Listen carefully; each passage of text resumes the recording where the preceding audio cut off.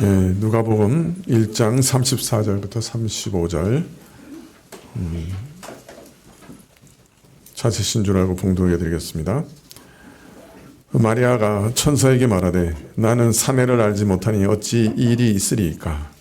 천사가 대답하여 가로되 성령이 내게 임하시고 지극히 높으신 이의 능력이 너를 덮으시리니 이러므로 나실 바 거룩한 자는 하나님의 아들이라 일컬음이로다. 아멘.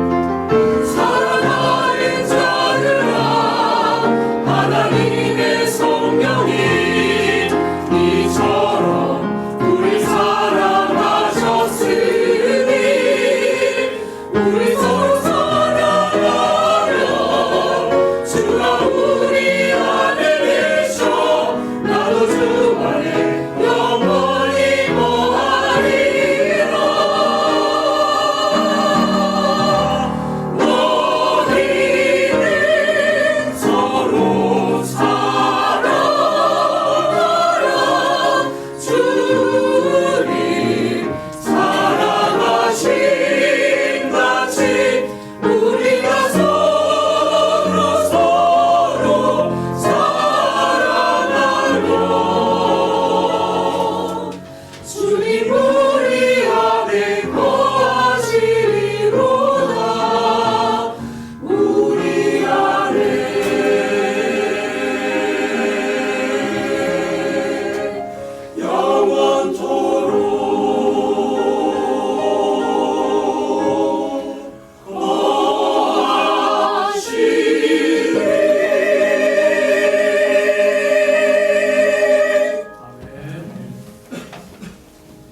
감사합니다. 지난주에는 천사 가브리엘이 마리아에게 마리아를 통해 오실 아이가 큰 자요, 또 하나님의 아들이라 부르심을 받을 자라 하는 말에 이어서 그의 나라가 영원한 나라가 될 것이다 라고 예언했는데, 그 나라가 영원할 것이다 하는 말의 의미가 무엇인가 하는 것에 대해서 좀 살펴보았습니다. 특별히 다니엘을 통해 하나님께서 예언하시되 다니엘 이후로 바벨론과 페르시아와 헬라와 또 로마로 이어지는, 그리고 로마 이후에 계속되어질 세계 여러 제국들이 온 땅의 역사를 사실은 주름 잡는 것 같고 주관하는 것 같은 그런 역사가 이어질 것이지만은, 그러나 그 중에 사람의 손으로 띄어지지 않은, 즉 사람의 능력으로 건설되지 않는 한 작은 나라가 이 모든 세상 나라를 다 무너뜨리고 그 나라가 무궁하고 영원하게, 그리고 온 땅에 충만하게 건설되게 될 것이다. 아주 미약했던 한 작은 돌멩이 같은 그 나라가 큰 신상과 같은 세계 제국을 다 무너뜨리고 영원한 나라, 무궁한 나라로 세워지게 될 것이다. 그렇게 예언한 일들을, 그 의미를 살펴봤습니다. 즉 마리아를 통해 이제 태어날 아이는 조상 다윗의 위를 물려받아 야곱의 집을 영원히 다스리고 그의 나라가 무궁한 나라로 세워질 것입니다.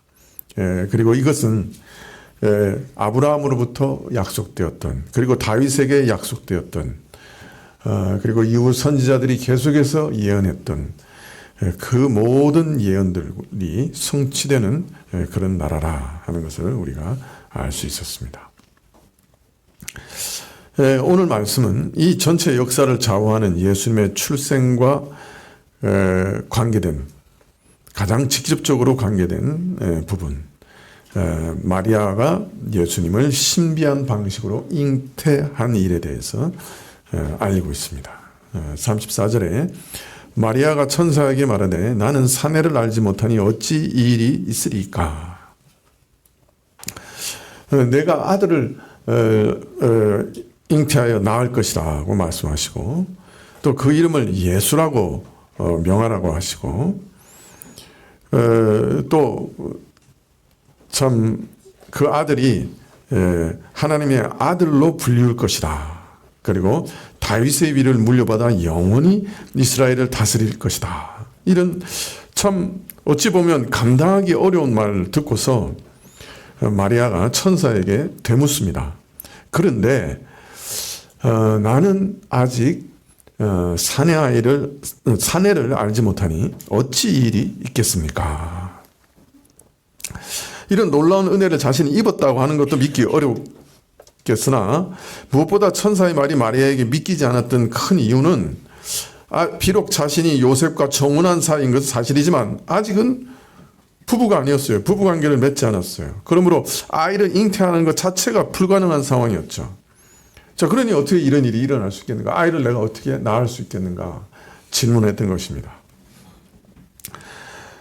참 가브리엘이 하와에게 주셨던 그 약속, 여인의 후손의 약속, 또 아브라함에게 주셨던 약속, 또 다윗에게 주셨던 약속, 이 모든 약속이 이제 태어날 아이를 통해서 성취될 것이다.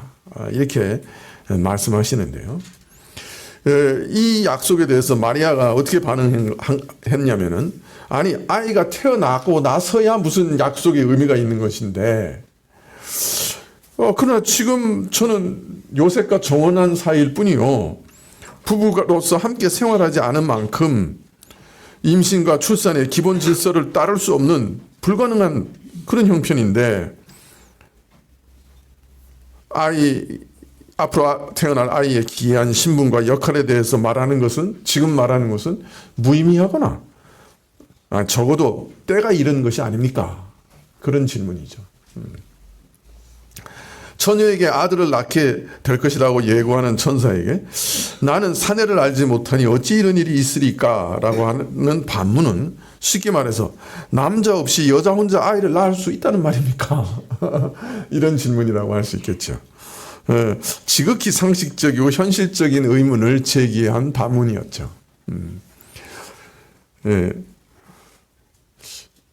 처녀에게 내가 아이를 낳을 것이다 라고 말하는 것은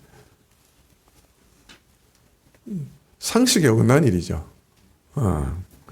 사실 동정녀가 로 인해서 탄생했다. 과학적으로나 생물학적으로 불가능한 일이죠. 그래서 이 사실을 처음부터 논쟁거리가 됐어요. 이 동정녀 마리아에게 나셨다 하는 이 신앙 고백은 처음부터 어떤 면에서는 논쟁거리가 된 거죠. 그런데 오늘 말씀을 보면 이런 난점을 제일 먼저 제기한 사람이 누구예요? 예? 이 동정녀 마리아에게 탄생하신다는 이 사실에 대해서 제일 먼저 의문을 제기한 사람이 누구예요? 마리아 자신이에요. 오늘 말씀을 보면 이 의문을 제일 먼저 제기한 사람은 마리아 자신이었어요. 또 마태복음에 보면 마리아의 정절을 최초로 의심한 사람은 누구였어요? 예, 마리아하고 정혼한 남편 요셉이었어요. 아니, 아내가 먼저 임신을 했는데 의심이 든 거죠. 처음부터. 그죠? 그래서 조용하게 관계를 끊으려고 했다고 마태복음은 기록하고 있어요. 이처럼 동정녀 탄생의 사실을 제일 처음 접한 사람들의 그 자연스러운 반응을 성경은 있는 그대로 지금 기록하고 있는 거죠. 그죠? 이 예언을 듣는 마리아 자신도 그게 어떻게 그런 일이 있을 수 있어요? 라고 얘기했고, 또 그 임신한 아내를 보고 요셉도 이건 부정한 그죠? 일이 있었으면 틀림없다 이렇게 생각하고 조용히 관계를 끊으려고 했고, 근데 이런 사실을 또 성경에서 자세히 기록하고 있다고 하는 것은 참 이 일이 여러 세대가 지난 후에 꾸며낸 공상도 아니고, 그죠? 여러 세대가 지난 다음에 마리아를 높이기 위해서, 그죠? 만들어낸 얘기도 아니라는 거죠. 사실은 실제 경험한 일을 지금 기록하고 있다 하는 것을 어떤 면에서는 이렇게 알려주고 있는, 그죠? 이 마리아 자체의 그 의문을 이렇게 기록하고 있는 자체가 실제로는 일어난 일이었다라고 하는 것을 우리 알려주는 그런 우리에게 그런 심증을 얻게 하는 그런 얘기죠. 그래서 이 얘기는 처음 초대교회 시작부터 있었던 말씀이었고 널리 퍼졌던 얘기고, 따라서 마태와 누가를 비롯해서 경건한 기독교 회중과 저자들이 참 이 얘기를 기록할 때 아주 어떤 면에서 당장 의심을 살 만한 얘기라는 것을 몰랐을까요? 알았겠죠. 또 이것이 여러 가지 구설과 공격에 시달릴 만한 이야기다 하는 것도 알았을 겁니다. 그러나 왜 처음부터 이렇게 널리 이 사실을 알리고 있는 것은 이 이야기가 사실이었기 때문에 알리고 있다고 할 수 있겠죠. 만약 이 얘기가 이런 사실이 아니라면, 진짜 일어난 일이 아니라면 이런 식으로 이런 무모한 모험을 감행하지 않았을 거예요. 누구나 다 의심할 만한 얘기인데, 그죠? 그걸 처음부터 이렇게 기록하지 않았을 거라. 그러나 이것이 진짜로 중요한 일이고 또 이것이 실제로 일어난 일이었기 때문에 모든 복음서 기자들은 이것을 기록하고 있는 거죠. 얘기를 듣는 당사자 마리아부터 그 일이 어떻게 일어날 수 있어요? 라고 반문하는 사건인데, 그죠? 그 사건을 처음부터 이렇게 기록하고 있다고 하는 사실은 이것이 실제로 일어난 일이었기 때문에 그래서 기록하고 있다 말할 수 있는 것이죠. 35절에 천사가 대답하여 가로되 성령이 내게 임하시고 지극히 높으신 이의 능력이 너를 덮으시리니 이러므로 나실 바 거룩한 자는 하나님의 아들이라 일컬으리라 나는 아직 남자를 알지 못하는데 어찌 이런 일이 있겠습니까? 라고 묻는 마리아에게 천사 가브리엘은 이렇게 대답합니다. 성령께서 내게 임하시고 지극히 높으신 이의 능력이 너를 덮으시리니 이 일이 가능하다. 마리아의 잉태와 예수님의 출생에 담긴 신비를 가장 깊이 그리고 어떤 면에서는 구체적으로 밝히는 말씀이죠. 아니, 임신과 출생의 통상적인 질서를 거스리는 이 일을, 이런 약속을 어떻게 받아들일 수 있습니까? 라는 마리아의 반문에 천사는 예수님의 출생이 성령의 임하심과 신적 능력이 역사한 결과로 사람으로서는 불가능한 이 일이 가능해질 것이다. 이렇게 말씀하고 있습니다. 성령께서 거룩히 임하시고 그로 인한 하나님의 강력한 능력으로 사람으로서는 결코 있을 수 없는, 할 수 없는, 그리고 자연 법칙을 거스르는 이런 일도 일어나게 될 것이다. 그렇게 말씀하고 있습니다. 여러분, 하나님이 누구세요? 없는 것을 있는 것처럼 불러내신 분이에요. 없는 데서 있는 것을 불러내신 분이에요. 무에서 모든 것을 창조하신 분이에요. 아니, 무에서 모든 것을 창조하신 분이면 마리아의 모태에서 사람을, 예수님을 창조하지 못하실 일이 어디 있겠어요. 그죠? 네. 아니, 물론 어떤 분 그렇게 얘기하시더라고요. 그 개구리의 난자 같은 경우는 은침을 이렇게 탁 찌르면, 쇼크를 주면 저절로 나날이 돼요. 그 신기하죠. 그런데 성령의 거룩한 쇼크가 있었는데 왜 아이가 출생하지 못하냐, 뭐 이렇게 얘기하는 분들 계신데, 이건 그 정도가 아니에요. 그죠? 완전히 하나님께서 창조하셨다는 거예요. 마리아의 모태에서 성령의 임하심과 그의 거룩하신 하나님의 능력으로, 그 창조의 능력으로 온 세상을 없는 데서 있는 것으로 불러내셨던 그 능력으로 지금 모태, 마리아의 모태에서 한 아이를 만드신 거죠. 그 결과 통상적인 질서를 뛰어넘어 처녀에게서 아들이 태어날 것이고, 더욱이 그는 거룩한 분으로 태어날 것이고 하나님의 아들이라 일컬음을 받을 것이다. 비록 처녀가 아이를 낳는 일은 인간 출생의 기본 질서를 뒤엎는 일이지만은, 비현실적인 일이지만은, 이런 특별한 방식, 성령의 임하심과 하나님의 능력으로 말미암아 실현될 것이다. 이렇게 말씀하고 있습니다. 그런데 성경을 보면 이 동정녀 탄생 사건도 한 800년 전에 이미 예언되어 있었습니다. 그러니까 이것도 하나님의 계획이었던 거죠. 메시아를 보낼 때 처녀를 통해서 보내시겠다. 그걸 하나님이 이미 계획하신 거고, 그걸 한 800년 전에 이사야 선지자를 통해서 이미 예언하고 계신 거죠. 한번 살펴보실까요? 이사야서 7장 14절을 한번 보실까요? 한번 펼쳐놓고 그 뒷부분도 제가 좀 읽으려고 하니까.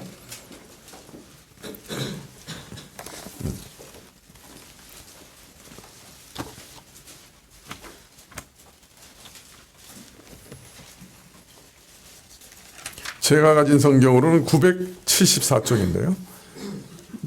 7장 14절.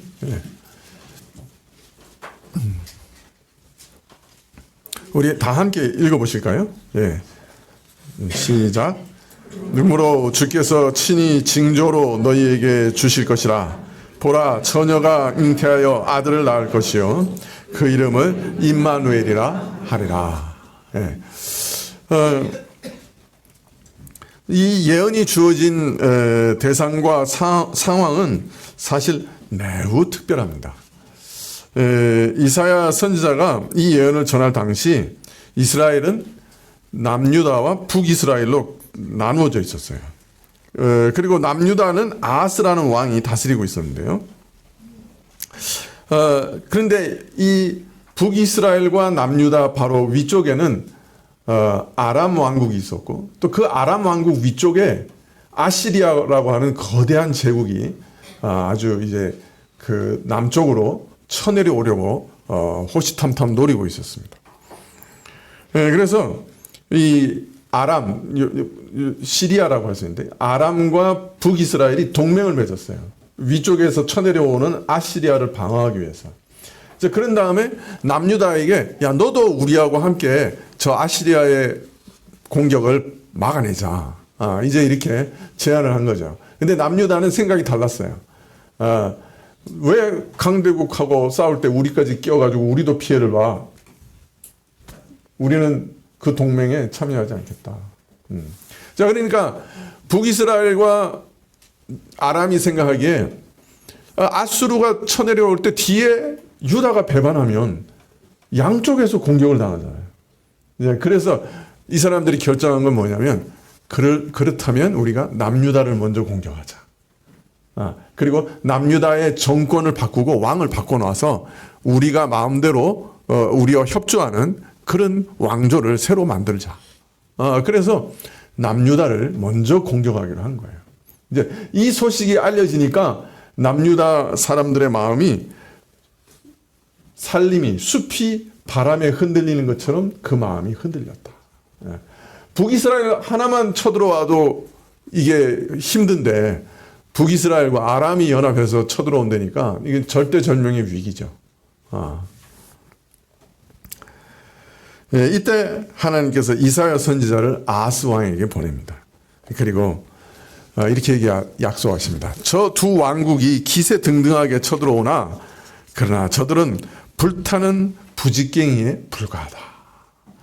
여러분, 부직갱이가 뭐죠? 우리 그 시골에서 안 자란 분들은 잘 모를 거예요. 옛날에 아궁이에 이렇게 나무를 떼잖아요. 나무를 떼는 거 본 적이 없죠. 드라마에서 혹시 봤어요? 그러니까 이제 나무를 넣고 이렇게 불을 떼는데 이게 나무를 뗄 때 제일 중요한 건 뭐냐면 공기를 잘 불어넣어 주는 거예요. 그래서 이게 긴 나무 막대를 가지고 이게 나무들 사이를 이렇게 올려줍니다. 그 공기가 잘 들어가라고. 그러면 이제 공기가 잘 들어가서 불이 막 이제 타죠. 근데 이제 그 나무도 이렇게 매번 들어갔다가 나올 때마다 불이 붙어요. 그럼 어떻게 됩니까? 나무가 점점 짧아집니다. 끝내는 다 타버리겠죠. 이게 그와 같은 부직갱이에요. 다른 말로 말하면 곧 멸망할, 그죠? 곧 멸망할, 곧 다 사라져 없어질 부직갱이와 같은 존재들이다. 이제 그렇게 약속을 하십니다. 그래서 저들은 곧 멸망할 것이고 저들을 나라는 이제 서지 못할 것이니까 너는 나를 믿기만 해라. 이제 그렇게 하신 거죠. 왜 하나님께서 이렇게 약속하셨냐면은 하나님께서 다윗 왕가에게 약속하신 게 있어요. 그게 뭐냐면 온 인류를 그 죄에서 구원하실 메시아를 다윗 왕가에 보내시겠다고 약속하신 거예요. 자, 그러니까 이 예언이 이 계획이 이루어지려면 다윗 왕가가 존속해야 되겠죠. 다윗 왕가가 다 멸망하고 다 죽어버리면 그 다윗 왕가를 통해서 메시아를 보내겠다는 계획이 무산될 거 아니에요. 그래서 하나님은 이 다윗 왕가를 보호하시기로 결정하신 거예요. 그래서 비록 믿음이 없었지만은 아하스에게 구원을 약속하십니다. 시리아와 북이스라엘의 계획을 그대로 이루어지게 내버려 두지 않겠다. 다윗 왕가를 다 진멸하고 새로운 왕가를 세우겠다는 그런 계획을 내가 결코 허락하지 않겠다. 그러니까 안심하고 너는 나를 믿어라. 이제 그렇게 약속을 하신 거죠. 그러나 아하스는 하나님을 알지도 못했고 하나님을 믿지도 않았어요. 그래서 마음속에 하나님보다 북쪽 이스라엘을 의지하겠다. 이렇게 생각하고 있었어요. 그래가지고 그 아람과 북이스라엘 뒤에 있는 그 위쪽에 있는 아시리아를 의지해가지고 사람도 보내고 돈도 보내고 그래가지고 두 왕국을 뒤편에서 나한테 공격하기 전에 좀 쳐주시오. 이렇게 외교를 하고 또 그렇게 할 생각이었어요. 그래서 하나님을 의지하는 신앙이 없으니까 하나님께서는 그 아하스를 돕기 위해서 또 이사야를 통해서 이렇게 얘기합니다. 네가 어떤 표적이든 구해라. 하늘에든 땅에서든 사람이 할 수 없는 어떤 표적이라도 구하면 내가 그 표적을 보여주겠다. 그래서 너는 믿어라. 내가 내 약속을 믿어라. 그렇게 하기 위해서 내가 표적을 보여주겠다. 그렇게 얘기하는데 아하스는 하나님께 표적을 구할 믿음도 없었어요. 그래가지고 나는 하나님을 시험하지 않겠습니다 하는 아주 묘한 거짓말로 불신앙을 감추고 하나님의 은혜를 아예 배척해버립니다. 그러니까 너를 구원해 주겠다 하는 약속도 안 믿고 또 네가 그렇게 안 믿어지니까 네가 믿을 수 있도록 내가 특별한 표적들 보여줄게. 뭐라도 구해라. 그래도 내가 하나님을 시험치 않겠습니다. 그리고 표적을 구하지도 않았어요. 자, 이처럼 불신앙하는 이스라엘과 그 왕을 위해서 하나님께서 그러면 내가 친히 표적을 하나 보여줄게. 그렇게 말씀하시면서 말씀하신 것이 오늘 말씀이에요. 이 임마누엘의 표적을 보여주시겠다. 그러니까 이것이 만일 처녀가 아니고 그냥 보통 여인에게 아들이 날 것이라는 말이라면 이건 표적이라고 할 수가 없죠. 그죠? 그래서 많은 사람, 요사이 최근에 와서 구약학자들이, 여기서 처녀라고 써진 단어는 그냥 처녀일 수도 있고, 그냥 결혼한 여자일 수도 있다고 막 이러면서 막 억지를 부려요, 지금. 그렇지만, 문맥을 보면, 네가 표적을 구해. 그런데 표적을 안 구하니까, 내가 그러면 내 스스로 표적을 하나 보여주겠다. 그러니까 표적이라는 말은 도저히 사람으로서는 할 수 없는 일, 하나님만 하실 수 있는 특별한 기적을 내가 보여주겠다. 그러니까 여기서 처녀라고 번역하는 게 옳은 거죠. 그죠? 처녀로. 그래서 처녀가 잉태해서 아들을 낳는 특별한 기적, 표적을 내가 보여주겠다. 근데 그렇게 약속을 하신 겁니다. 근데 그 아들의 이름을 임마누엘이라고 하라. 그렇게 말씀하십니다. 좀 덥죠? 네. 에어컨을 좀 틀어요.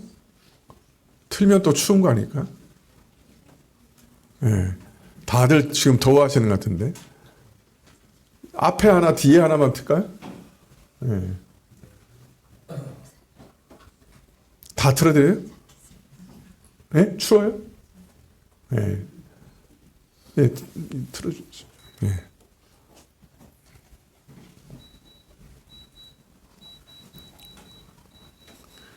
더워서 좋으시는 것보다는 낫겠죠. 자, 그런데 임마누엘이라는 말은 하나님께서 우리와 함께 하신다는 뜻이에요. 그러니까 이 아이가 처녀를 통해서 이 땅에 오는 일은 어떤 의미를 가지냐면 하나님이 우리와 같은 죄인과 함께 하신다 하는 의미입니다. 사실은 함께 하신다, 이 하나님이 우리와 함께 하신다는 말은 굉장히 큰 의미예요. 아담과 하와가 범죄한 이후에 하나님께서 에덴 동산에서 아담과 하와를 내쫓아 버리셨죠. 예. 그리고 하나님께서 이제 저들과 함께 하지 않으신다는 표현을 쓰세요. 그리고 창세기 또 6장에 보면 그래서 타락한 인간들과 이제 함께 하지 않으시겠다. 이런 얘기가 나오거든요.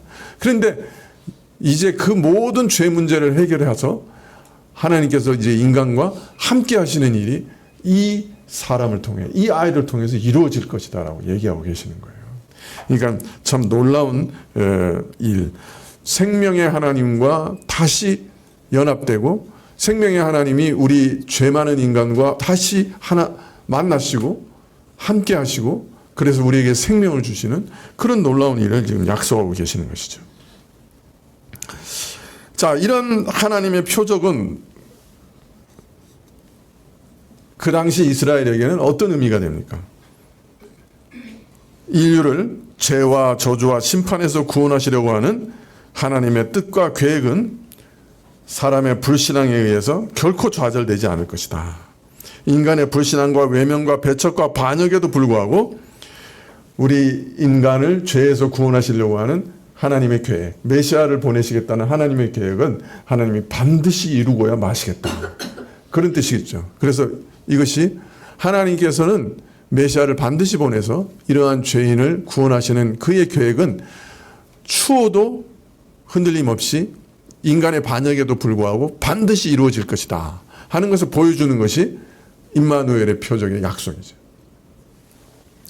또 다른 시각에서 보면 사실은 이런 구원의 약속, 이런 구원의 은혜는 바로 이런 사람들을 위해서 필요한 거라는 거죠. 아하스와 같은 참 죄인들, 이 악한 세대, 하나님을 배척하고 모르고 배반하는 이런 세대에게 오히려 이 임마누엘의 약속은 정말로 필요한 것이다. 멸망 가운데 죽어가는 저들에게 참으로 이 구원이 정말 필요한 것이다. 그래서 이런 은혜가 저들에게도, 저런 죄인들에게도 허락될 것이다 하는 것을 보여주는 것이 또한 임마누엘의 표적인 거죠. 그래서 하나님께서 이 임마누엘의 표적을 반드시 이루시겠다. 이스라엘에게. 이게 바로 하나님의 계획은 추호도 틀림없이 이루어진다 하는 약속이고, 또 하나는 바로 너희 같은 사람들에게 이런 임마누엘의 약속이 필요하다 하는 그런 뜻으로 이런 표적을 보이시겠다. 그렇게 말씀을 하십니다. 자, 이와 같이 임마누엘의 표적은 한편으로는 참 사람의 악함과 불신앙에도 불구하고 하나님께서 친히 이러한 죄인들을 구원하시겠다고 하는 약속을 결코 변개치 않으실 것이고 반드시 그 일을 이루실 것이고, 그리고 저들에게 참 저들의 형편으로는 이 은혜를 받을 수 없는 악당들이지만은, 죄인들이지만은 무조건적으로 먼저 저들에게 은혜를 베푸시겠다 하는 것을 알리는 표적이었습니다. 그렇지만 동시에 이 표적은 저들의 불신앙에 대하여 분명히 책임을 물으실 것이다 하는 뜻이기도 했습니다. 왜냐하면 바로 이어 7장 15절부터 이렇게 말씀하시기 때문입니다. 그가 악을 버리며 선을 택할 줄 알 때에 미쳐 버터와 꿀을 먹을 것이라. 대저 이 아이가 악을 버리며 선을 택할 줄 알기 전에 너의 미워하는 두 왕의 땅이 패한 바 되리라. 여호와께서 에브라임이 유다를 떠날 때부터 당하여 보지 못한 날을 너와 내 백성과 내 아비 집에 임하게 하시리니 곧 아수르의 왕이 오는 날이니라. 아이가 선을 택하고 악을 버리는 것을 알기까지, 즉 성년이 되기까지 버터와 우유를 먹으리라.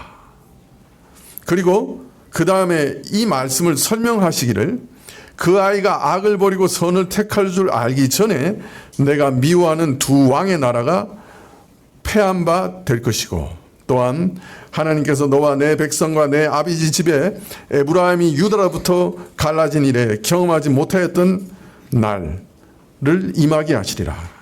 곧 아수르 왕을 내게 임하게 하리라. 그렇게 약속하고 계십니다. 여기서 악을 버리고 선을 택한다 하는 말은요, 선악을 분별한다 하는 말은 성년이 되었다 그런 뜻입니다. 성경에 보면 어린아이들을 가리켜 말할 때 선악을 분별하지 못한다 그런 말을 사용합니다. 그래서 앞으로 태어날 임마누엘의 아기가 버터와 꿀을 먹고서 자라 성년이 되기 전이라, 이렇게 말할 수가 있겠죠. 앞으로 태어날 임마누엘 아기가 버터와 꿀을 먹고서 자라 성년이 되기 전에 두 나라 임금 그 나라가 패한 바 될 것이다. 그래서 이것은 상당히 비유적인 말씀이죠. 그래서 어떤 면에서는 비유적으로 해석해야 됩니다.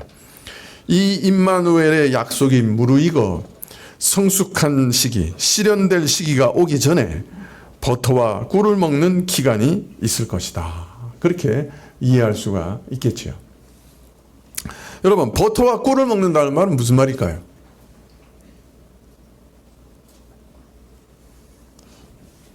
요새 버터와 꿀은 고급 음식이죠. 그러나 여기서 버터와 꿀이라고 하는 말은 이스라엘이 완전히 황폐해졌다는 얘기입니다. 그게 무슨 뜻이냐면 완전히 황폐해서 포도도 못 거두고, 그죠? 밀과 보리도 없는 거예요.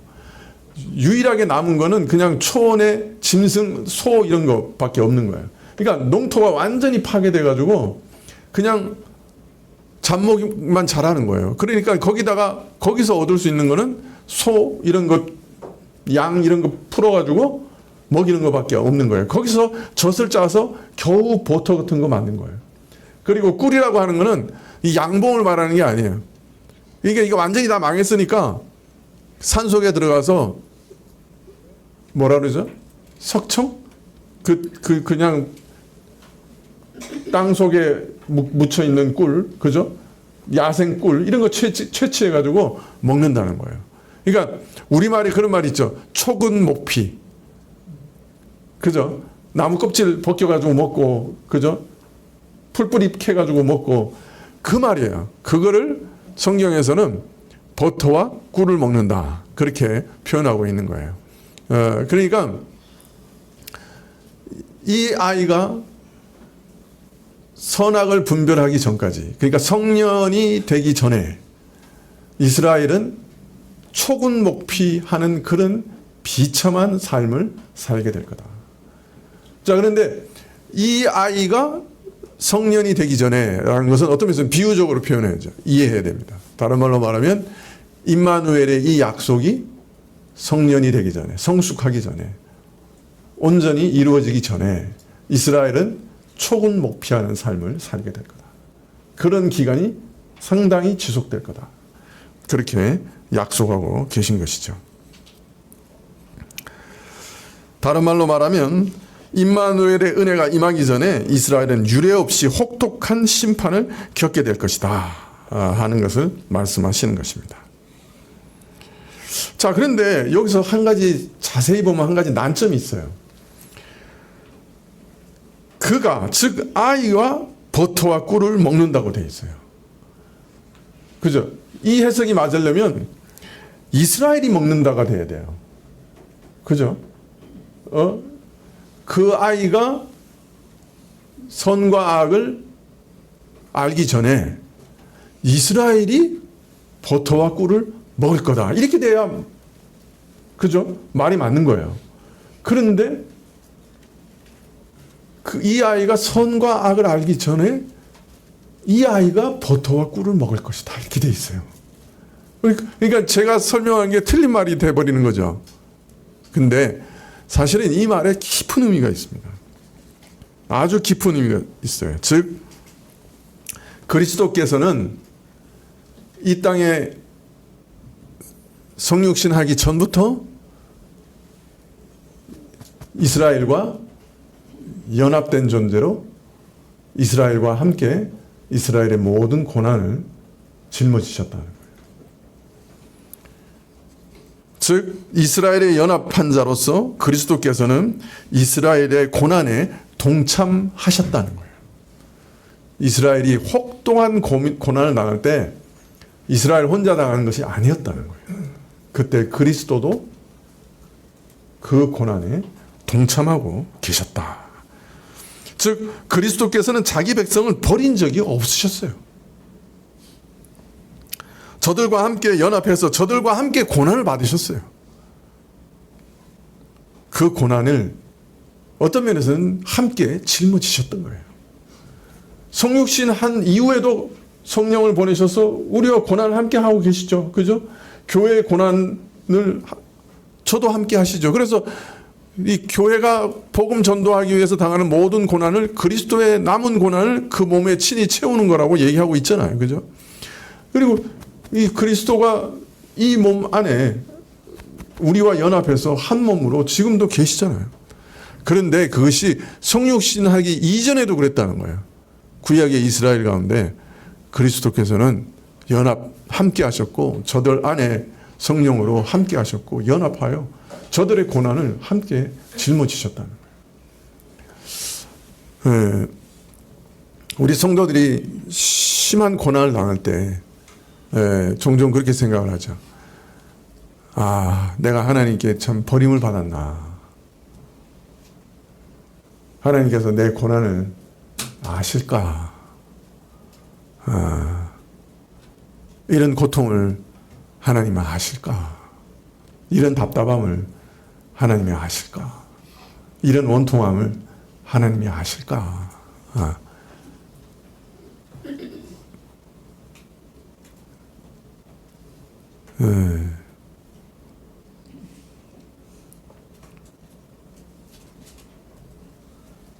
제가 얼마 전에도 우리 성도님들 한 번하고 이제 통화를 했는데, 학교 선생님인데 학교 안에서도 억울함을 당하는 거예요. 참 여러 가지 일들이 일어나더라고요. 예. 우리가 성도로 살아가면서 별의별 일들을 다 당하잖아요. 그런데 그때 우리를 위로하시는 일이 있습니다. 그 뭐냐면 그리스도께서 우리와 함께 고난당하고 계시다. 그래서 우리 고난을 알지 못하시는 것이 단 하나도 없다. 우리의 마음을 모르시는 게 하나도 없다. 우리의 고통을 모르시는 게 하나도 없다. 우리의 억울함을 모르시는 게 하나도 없다. 그리스도도 동일하게 그 고난에 동참하시고 지금도 그 고난을 우리와 함께 경험하고 계시고 그리스도도 우리 안에서 같이 그 고통을 나누고 계신다. 그냥 내버려 두시는 것 같이 보여도 결코 그러신 적이 없다. 그래서 이전에 여러분 잘 아시는 예화인데 그 성도가 천국에 올라가서 자기의 인생을 이렇게 들여다보니까 혼자 걸은 인생인 줄 알았더니 예수님이 성도의 손을 꼭 붙잡고 걸어온 인생이더라는 거예요. 그래서 발자국이 2개가 쭉 나 있었는데, 자기가 고난을 제일 많이 받는 그 기간에는 발자국이 하나밖에 없더래. 그래서 예수님께 항의를 했대. 아니, 예수님, 제가 편안할 때는 그래도 예수님 옆에서 이렇게 손잡고 걸으셔가지고 이렇게 발자국이 2개인데 제가 고난이 제일 심할 때는 어떻게 발자국이 하나뿐입니까? 저 혼자 걸어가게 하셨습니까? 그랬더니 예수님이 야, 그땐 내가 너 안고 갔다.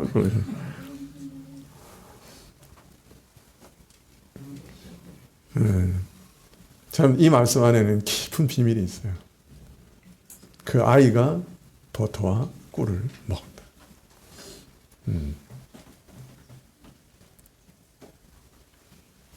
그리스도께서 우리를 홀로 내버려 두시는 적은 한 번도 없다. 우리의 모든 사정 다 아시고 우리의 모든 고난 다 아시고 우리 사정 다 아시고 우리를 도우시고 미리 예비하시고 돌봐주시고 함께 하신다.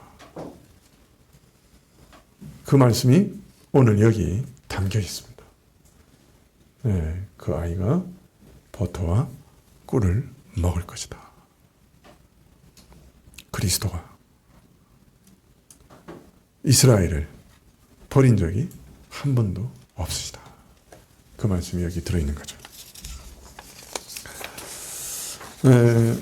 이처럼 이사야는 이 동정녀 탄생의 언약이 무르익어 실현되기 전에 그리스도께서 이 땅에서 공적인 사역을 시작하기 전에 북이스라엘과 아람은 망할 것이며 그뿐 아니라 유다 다윗 왕실도 모든 생활 기본이 무너지는 혹독한 시련과 심판을 겪게 될 것이다 라고 예언하고 있습니다. 하나님의 은혜의 약속을 불신앙으로 거절하며 오히려 세상의 세력과 세상의 힘을 기뻐하며 선택한 아스와 유다에게 하나님께서는 비록 그의 구원 계획은 변함없이 이어질 것이요 이스라엘을 향한 궁극적인 선하신 뜻과 자비는 변함이 없겠으나 그리고 하나님이 계획하신 메시아의 약속은 반드시 이루어질 것이지만은 그러나 동시에 이 불신앙의 세대에는 유례없는 재앙의 날을 임하게 하사 저들의 불신앙과 패역을 심판하시겠다고 오늘 말씀하고 계시는 겁니다. 그 결과 은혜와 긍휼의 날은 먼 미래로 밀려나고 이스라엘은 임박한 재앙, 불신앙과 범죄를 벌하시는 하나님의 혹독한 심판을 받게 될 것이다 라고 말씀하고 계십니다. 이런 말씀을 읽을 때 우리가 좀 생각할 필요가 있어요. 하나님의 선지자가 아하스에게 와서 말씀하기를 너는 오직 나를 믿고 신뢰하라. 그러면 내가 견고히 설 것이다. 어떤 표적이든 구하라. 내가 너의 연약한 믿음을 도우리라. 그렇게 말씀하셨지만은 참 아하스는 그걸 거절합니다. 하나님께서 이렇게 관곡하게 참 찾아오셔서 너 믿어라. 믿고 살아라. 이제 이렇게 참 애절하게 내가 너 믿음이 부족하면 내가 표적을 뭐라도 보여주겠다. 이렇게까지 권면하시는데 왜 아하스는 이런 은혜를 거절했을까요? 왜 믿지 못했을까요?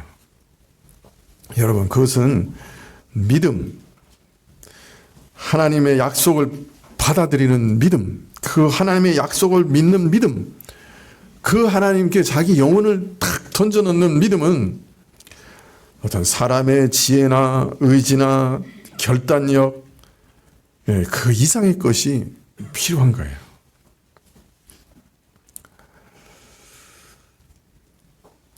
복음의 내용은 너무 쉬운 거 아니에요. 그냥 예수님 믿으면 구원 온다는 거예요. 예수님께 당신의 영혼을 맡기면 모든 심판에서 구원, 죄의 모든 심판에서 구원을 얻는다. 천국 간다는. 너무 당연해. 너무 쉬워. 그러나 그것 솔직히 말하면 보험도 들면서 이런 얘기하면 안 되지. 그거하고 질이 너무 다른 거지만 그래도 솔직히 까놓고 얘기해보자고. 아니 병들까봐 보험은 들면서 왜 천국 가는 보험은 안 드는 거야?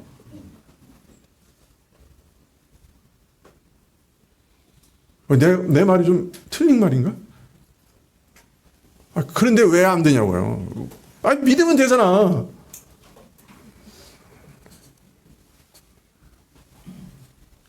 그러나 안 믿어져요. 그래서 복음을 배척하게 돼요. 하나님께서 은혜 베푸셔서 자기 자신이 참 얼마나 비참한 존재고 참 하나님의 심판이 바로 문 앞에 와 있는 것을 보고 참 놀라고 참 그 죄를 뉘우치고 애통해야 하는 그 죄를 미워하는 그런 마음을 주시지 않으면은 아무도 회개하지 않아요. 회개할 수가 없어요.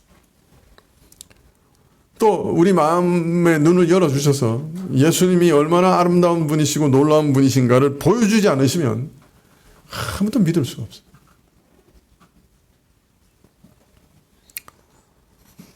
그러나 하나님이 참 열어주시면, 우리 영적인 눈을 열어주시면 성령으로 잉태하사 동정녀 마리아에게 나시고 본디오 빌라도에게 고난을 받으사 십자가에 죽으시고 장사한 지 사흘 만에 죽은 자 가운데서 살아나신 그분이 바로 나의 구원자시고 나의 메시아, 나의 그리스도다 하는 것을 알고 영접하고 믿게 되는 것입니다. 참 이 선물은 이 땅에서 얻을 수 있는 가장 귀한 선물입니다.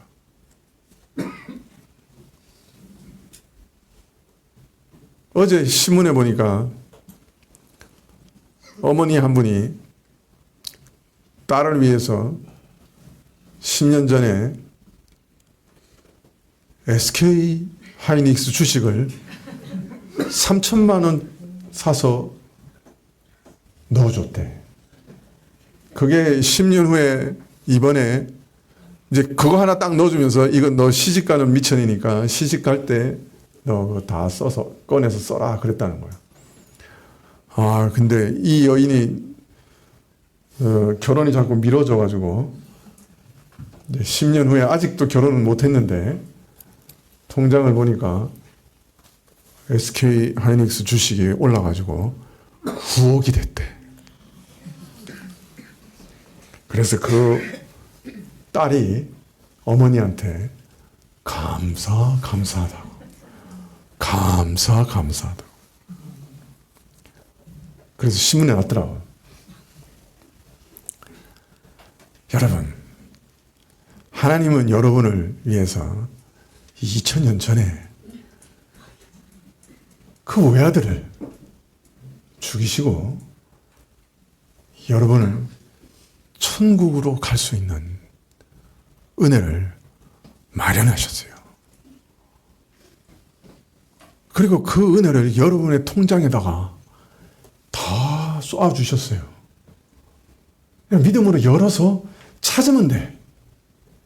근데 이 XX들이 안 찾네. 감사도 안 하네.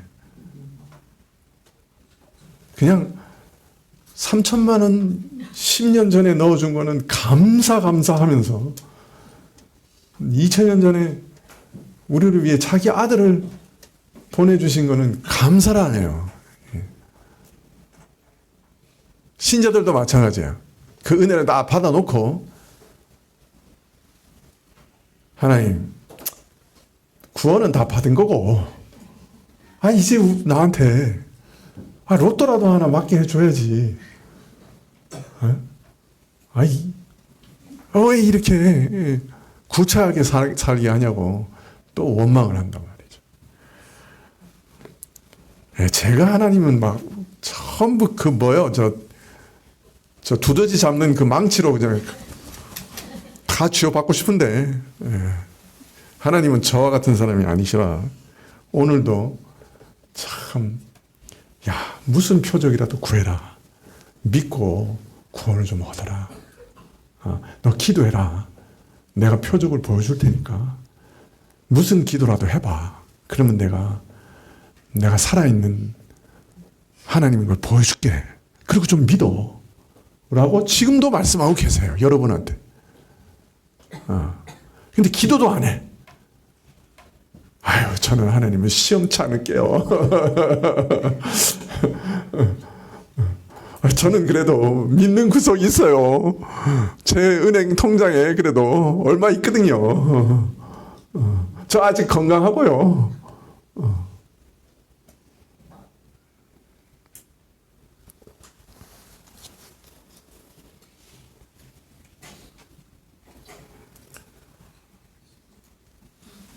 여러분, 참 우리로 이 모든 일을 믿고 이 메시아에게 우리 영혼을 맡기게 하시는 그 은혜보다 더 큰 선물은 없습니다.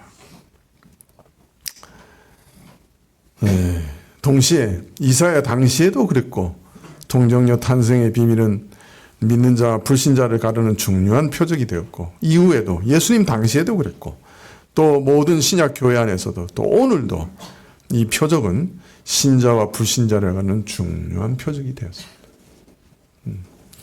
감신대 어느 교수가 신입생한테 이렇게 물어봤어요. 너 아직도 동정녀 마리아에서 탄생한 것, 예수님이 동정녀 마리아 탄생한 거 믿냐? 어깨를 툭 치면서 지나갔어. 신학교 교수도 안 믿는. 그러나 하나님이 천지를 창조하신 전능하시고 무에서 유를 만드신 하나님이신 것을 창조주 하나님이심을 믿는다고 하면 우리가 다른 거는 못 믿을 게 뭐가 있습니까?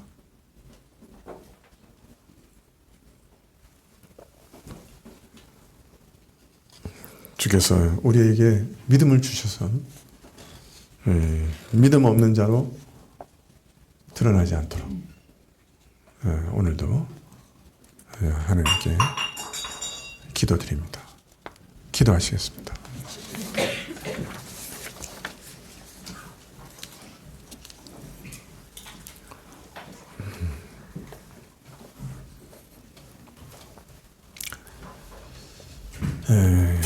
아버지 하나님,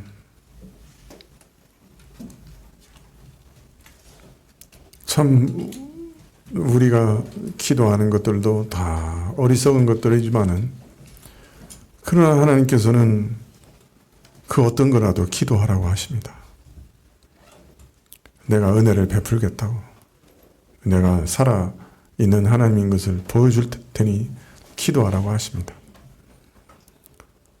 하나님, 우리가 무엇이든지 우리가 할 수 없는 모든 것을 하나님께 기도하게 하시고 또 하나님께서 응답하시는 것을 보게 해주시고 그 가운데서 우리가 믿음을 얻어 우리 영혼도 영원한 그리스도의 은혜에 맡기고 의탁하고 구원 얻을 수 있도록 허락하여 주십시오. 예수님의 이름으로 기도합나이다. 아멘.